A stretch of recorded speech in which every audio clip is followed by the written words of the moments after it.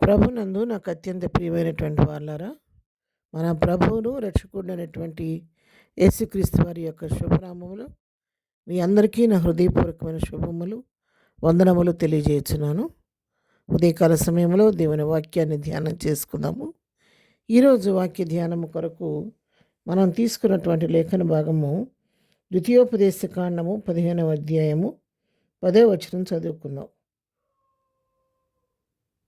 నిశ్చయముగా వానికి ఇవ్వవలెను, వానికిచ్చినందున మనస్సులో విచారపడకూడదు. ఇందువలన నీ దేవుడైన యెహోవా నీ కార్యములన్నిటిలోనూ నీవు చేయు ప్రయత్నములన్నిటిలోనూ నిన్ను ఆశీర్వదించును. ఆమేన్. దేవుని నామమునకు మహిమ కలుగును గాక. ఇక్కడ మరి చదువుతున్నటువంటి వాక్య భాగాన్ని మనం గమనించినట్లయితే, మరి తన ప్రజలకు ఇచ్చిన స్వాస్థ్యాలుగా ఇచ్చిన తర్వాత, ఆ దేశంలో వారిని ప్రవేశపెట్టిన తర్వాత, ఇశ్రాయేల్ జనాంగానికి దేవుడిస్తున్నటువంటి ఆజ్ఞ, మీ సరిహద్దులలో నీకొచ్చిన దేశంలో ఎవరైనా భేదవాడుంటే అతన్ని మీరు కనికరించాలని వారికి తెలియచేస్తున్నాడు. అదే 15వ అధ్యాయం 7వ వచనం చదువుకుంటే మనకు అర్థమవుద్ది. నీ దేవుడైన యెహోవా నీకిచ్చుచున్న దేశమందు నీ పురములలో ఎక్కడనైనను నీ సహోదరులో ఒక భేదవాడు ఉండిన యెడల భేదవాడైన నీ సహోదరుని కరుణింపకుండా నీ హృదయమును కఠినపరచుకొనకూడదు.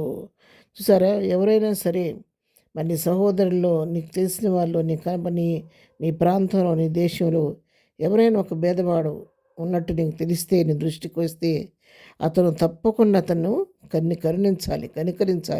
అతని మీద కరుణించకుండా నువ్వు హృదయాన్ని నువ్వు ఎంత మాత్రం కూడా కఠినపరచుకోకూడదు అని చెప్పని తెలియచేస్తూ ఉన్నాడు.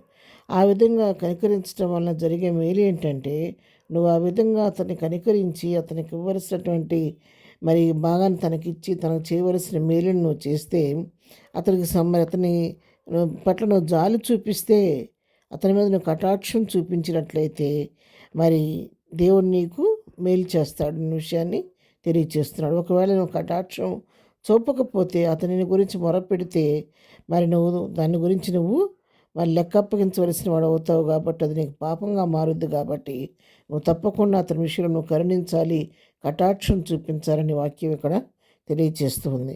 ఆ విధంగా అతనికి ఇవ్వాల్సిన భాగం ఇవ్వటం వలన, వానికి ఇచ్చినందుకు మనసులో నొచ్చుకోకుండా సంతోషంగా ఇస్తే ఏం జరుగుద్ది, వచ్చే లాభం ఏంటంటే, అందువలన నీ దేవుడైన యెహోవా నీ కార్యములన్నిటిలోనూ నీవు చేయు ప్రయత్నములన్నిటిలోనూ నిన్ను ఆశీర్వదించును.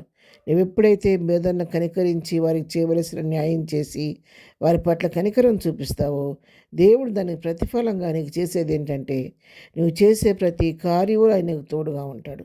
నువ్వు ఏ ప్రయత్నం చేసినా దాన్ని సఫలపరుస్తాడు. అన్ని విషయాల్లో ఆశీర్వాదకరంగా దేవుడు నిన్ను ఉంచుతాడు. నువ్వు చేసే పనులన్నింటిలో కూడా ఏ కార్యం తలపెట్టిన దానిలో విజయం ఇస్తాడు. నువ్వు ఏదన్నా ఒక ప్రయత్నం చేస్తున్నప్పుడు ఆ ప్రయత్నం దాన్ని సఫలపరిచే దేవుడు నిన్ను ఆశీర్వదించేవాడుగా ఉంటాడు.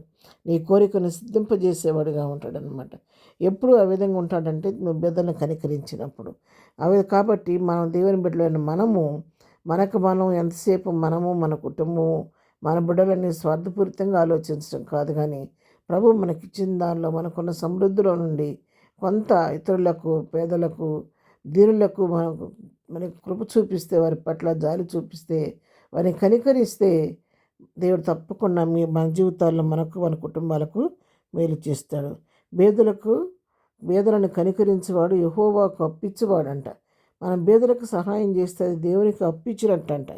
కాబట్టి ఆ విధంగా మన చుట్టుప్రక్కల ఉన్న బేదలను, మన బంధువులలో, మన చుట్టుప్రక్కల మన సహోదరులు ఉన్న బేదలను గుర్తించి వారికి చేయవలసిన సహాయం మనకు చేసి వారిని కరుణిస్తే, వారిని కటాక్షిస్తే, దేవుడు మన ప్రయత్నాలు సఫలపరుస్తాడు. మనం చేసే కార్యాలన్నింటిలో జయమిస్తాడు, మనల్ని ఆశీర్దిస్తాడు. కాబట్టి ఆ విధంగా మరి ప్రభు చిత్త ప్రకారం సాగిపోతూ ప్రభు కృపకు పాత్రలమవుదాము. ప్రార్థన. ప్రేమగలిగిన తండ్రి, పరిశుద్ధుడా, నీ పాదములకు వందనాలు.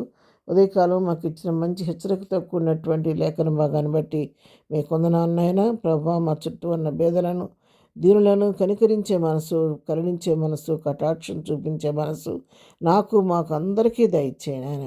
దాని వల్ల మీరు మా కొరకు సిద్ధపరిచిన ప్రతిఫలాన్ని పొందుకునే కృప కూడా మాకు దయచేయండి. ఈ ఆశీర్వాదానికి దీవెనలకు పాత్రలుగా మమ్మల్ని మార్చండి. ఈ దినం మేము పనిపాట్లో తోడుగుండండి. రాకపోకలో క్షేమం దయచేయండి. దినం బర్త్‌డే మ్యారేజ్ చేసుకున్నప్పుడు నన్ను దీవించండి, ఆశీర్వదించండి. ప్రతి వారి పట్ల కృప విస్తరింపచేయమని యేసు నామములో ప్రార్థించి పొందుకొని ఉన్నాము తండ్రి. ఆమేన్. ప్రభు కృప సదాకాలం మనందరికీ తోడై ఉండి నడిపించునుగాక. ఆమేన్.